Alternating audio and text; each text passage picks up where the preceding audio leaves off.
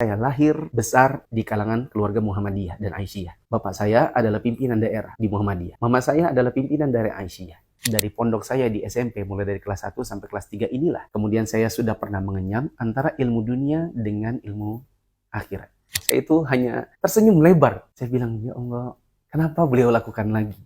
Ini bukunya, MTKE. Ustaz Adi Hidayat ini seperti sedang melempar batu ke rumahnya orang, tapi beliau tidak mau pakai tangannya sendiri. Dan si perempuan ini tahu-tahu aja ya, urusan rumah tangga orang. Madrasah Mu'alimin Muhammadiyah Yogyakarta. Demi Allah, ini bukan dalam rangka untuk meninggikan ilmu kami, supaya kami tidak direndahkan yang semacam itu. Biarlah sudah. Hanya saja saya tidak ingin teman-teman yang memang mencintai Ustaz Adi Hidayat jatuh ke dalam kesalahan yang sama. Kameramen kami dan editor kami itu sering mendengar kalimat begini. Ini adalah part 2, teman-teman yang dirahmati Allah. Sebagian dari teman-teman menyerang kami dengan perkataan soal akhlak, seolah-olah membantah pemikiran seseorang itu adalah perbuatan yang tidak berakhlak. Padahal membantah pemikiran seseorang yang dinilai itu adalah sebuah kesalahan, ini adalah tradisi dari para ulama sejak zaman dahulu. Kita tidak perlu contohkan satu persatu karena saya yakin juga teman-teman pasti tahu dan memahami kenapa orang melakukannya. Di Indonesia pun ada orang-orang seperti tokoh-tokoh liberal yang menghalalkan yang haram, mengharamkan yang halal, mengganti-ganti hukum dalam agama. Dan ustadz-ustadz kita yang bukan salafi, mereka kadang bangkit untuk menulis, memberikan ceramah yang isinya adalah kritik juga. Pertanyaannya, kalau mereka bukan salafi, lalu apakah mereka juga dianggap berakhlak? Jawabannya, salafi maupun tidak salafi. Manakala mereka meyakini adalah sebuah kesalahan yang fatal, kemudian mereka mengkritik, dan kesalahan itu disebarkan dalam publik sehingga kritiknya pun di depan publik, itu adalah sesuatu yang biasa. Ini adalah bagian dari dakwah, amar ma'ruf nahi mungkar, sebagai bentuk keinginan untuk menjaga agama Allah. Maka jangan dihubungkan dengan akhlak. Lalu bagaimana dengan akhlak Ustaz Adi Hidayat? Saya memang tidak mengenal beliau secara personal, tetapi saya pernah mendengar Nabi SAW mengatakan, Arba'un man kunna fihi fahuwa munafiqun khalis. Ada 4 hal yang apabila 4 hal ini ada pada diri seseorang, maka dia adalah seorang munafik tulen. Kalau dia mengumpulkan 4 ini, maka dia seorang munafik tulen. Tetapi, kata Nabi, jika hanya ada sebagiannya saja, misalnya dia hanya punya 1 atau 2, intinya hanya sebagian saja, maka pada dirinya ada sebagian sifat munafik sampai dia meninggalkannya. Di antara sifat-sifat munafik ini, kata Nabi SAW, idza khasama fajara. Kalau sedang dalam kondisi berselisih, dia berlaku curang. Ustaz Adi Hidayat, sebagaimana teman-teman lihat di dalam video beliau yang kemarin, beliau menjatuhkan kami dari sisi hal yang tidak esensial dari kritikan kami. Kata beliau, kami tidak ingin berbantah-bantahan dan tidak mau menanggapi, kami tidak mau ramai-ramai. Jangan saling membantah, lelah nanti seperti itu. Habis waktunya, lupa anak belum mandi, ya, lupa kemudian kita harus menata yang lain-lain.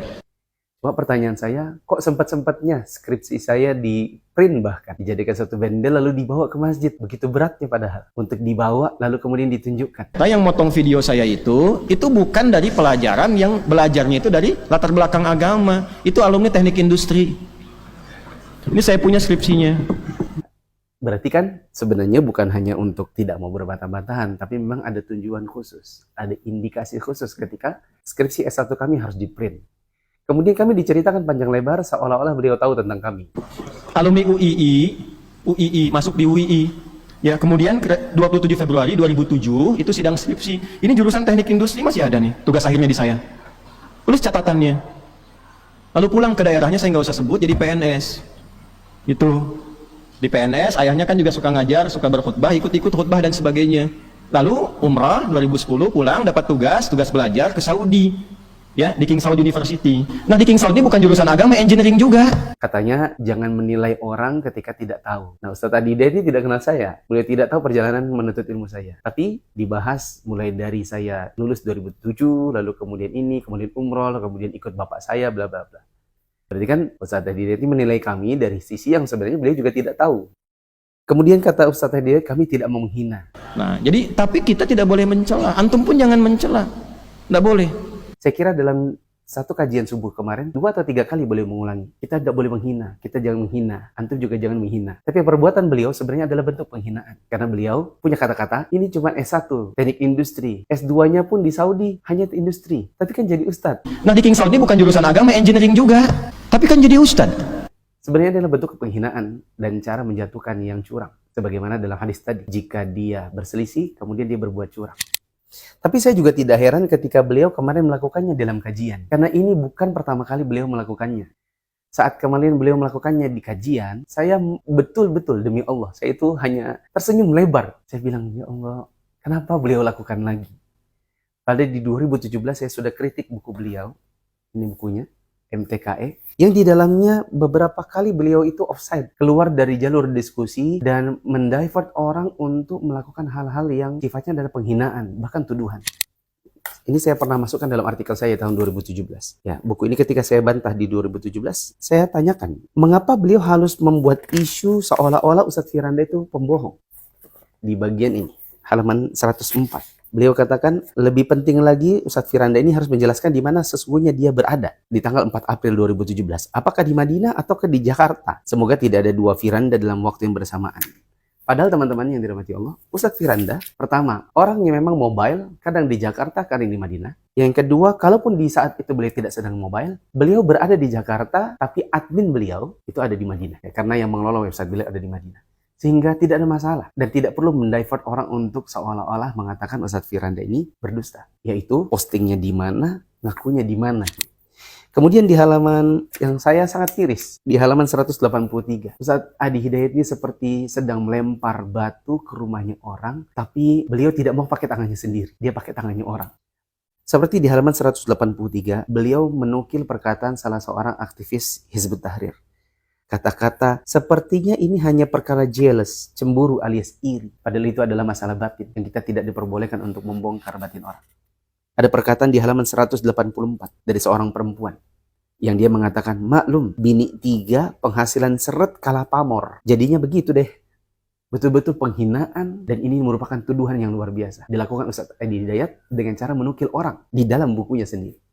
Seharusnya kan mungkin bisa disuting, dihilangkan atau tidak dipilih perkataan yang seperti ini. Yaitu di sini adalah bentuk penghinaan di mana Ustadz yang mengkritik beliau memang istrinya 3 dan si perempuan ini tahu-tahu aja ya urusan rumah tangga orang.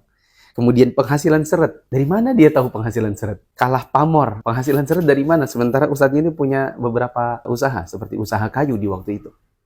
Kasihan. Teman-teman yang dirahmati Allah. Maka saya juga tidak heran ketika tahun ini, di 2024, beliau menjatuhkan kami dari sisi, saya hanyalah lulusan S1, S2 Teknik Industri. Hanya saja saya katakan itu di luar esensi. Kritikan kami adalah siapa ulama yang mu'tabar yang berkata sebagaimana yang Anda katakan. Itu saja. Tidak ada urusannya sama sekali dengan latar belakang sekolah kami.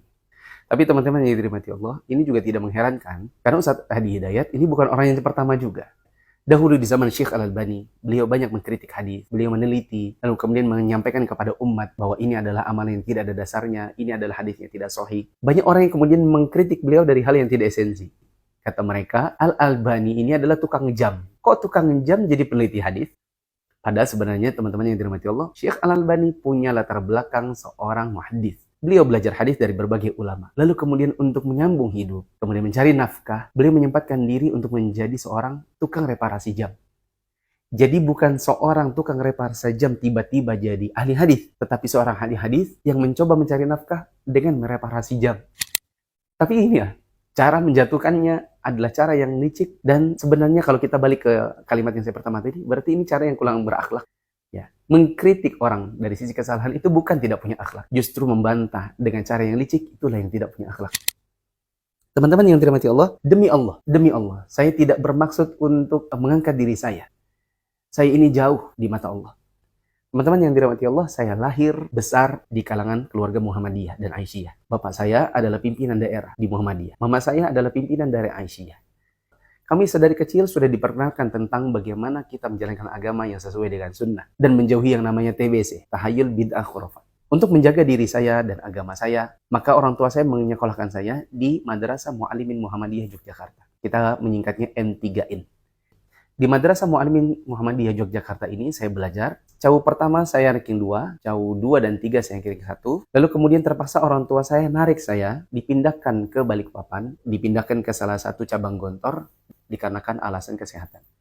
Mudir kami ketika itu, Ustadz Hamdan Hambali, beliau berpesan kepada ayah saya, karena anak ini berprestasi, karena sudah pernah mengangkat nama Mu'allimin Muhammadiyah Yogyakarta di dalam kancah perlombaan antar sekolah di Yogyakarta, di Provinsi Jogja. Maka kalau nanti anaknya sudah selesai dari perawatannya, kemudian kembali, maka kembali saja dan tidak perlu tes lagi. Ala kulli hal, saya pindah ke salah satu cabang Gontor di Balikpapan.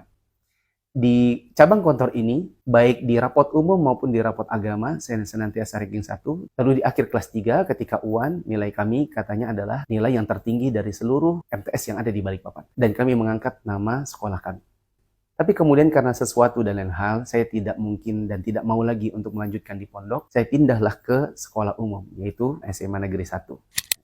Nah, teman-teman yang dirahmati Allah, dari pondok saya di SMP, mulai dari kelas 1 sampai kelas 3 inilah, kemudian saya sudah pernah mengenyam antara ilmu dunia dengan ilmu akhirat. Kami belajar ilmu agama, tapi kami juga belajar ilmu umum, yang di situ kami tetap belajar fisika, matematika, bahasa Inggris, biologi, dan lain-lain. Sehingga kami memang ada latar belakang dari SMP punya 2 background, yaitu background umum dengan background agama.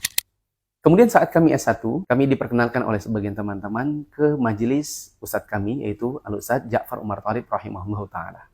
Kepada beliaulah kami banyak menimba ilmu agama, terutama dari sisi akidah. Allah kemudian mudahkan kami untuk S2 di Arab Saudi. Ketika itu kami ingin masuk ke S1 Syariah, hanya saja sebagian ustadz mengatakan, sayang kalau antum balik lagi ke S1 Syariah.